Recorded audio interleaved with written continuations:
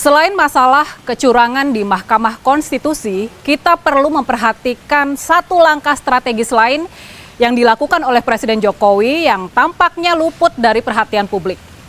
Langkah ini patut kita cermati karena bisa jadi ini bakal semakin membahayakan eksistensi demokrasi di negara kita.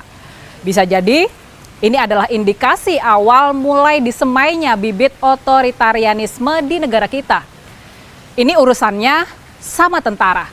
Nah, ngeri kan kalau urusannya sudah menyangkut angkatan bersenjata, ini urusannya menyangkut tentara.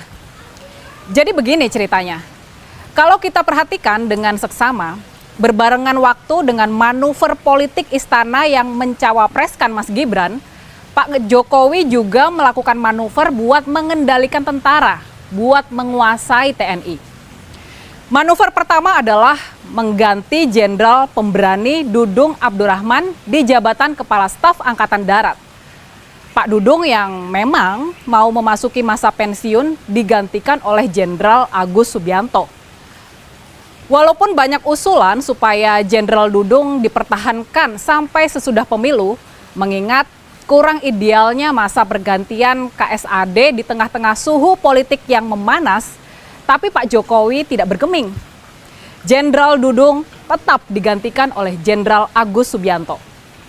Nah, di sini harus dipahami kalau Jenderal Agus ini adalah orang dekat dari Presiden Jokowi.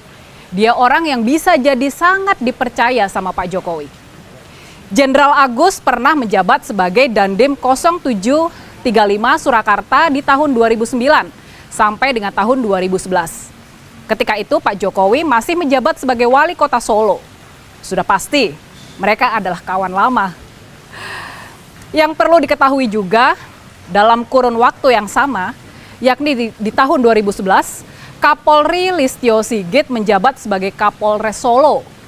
Jadi trio Pak Jokowi, Pak Agus dan Pak Listio, mereka ini sama-sama pernah memimpin Solo di waktu yang bersamaan. Dan sekarang mereka memimpin instansi masing-masing di level nasional. Selain Pak Agus dan Pak Listio, ada satu lagi kawan lama Pak Jokowi di lingkungan pertahanan dan keamanan, yakni Pak Hadi Cahyanto, yang dijadikan Panglima TNI di tahun 2018.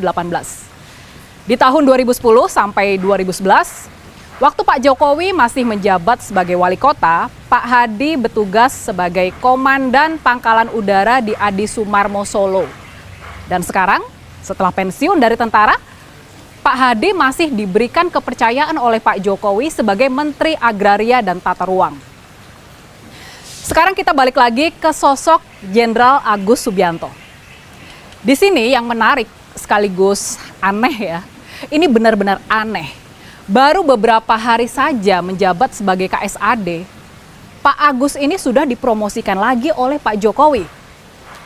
Kali ini Jenderal Agus dipromosikan sebagai Panglima TNI, pemimpin tertinggi di ketentaraan. Pak Jokowi nggak mau menunggu waktu lama buat mempromosikan lagi Jenderal Agus.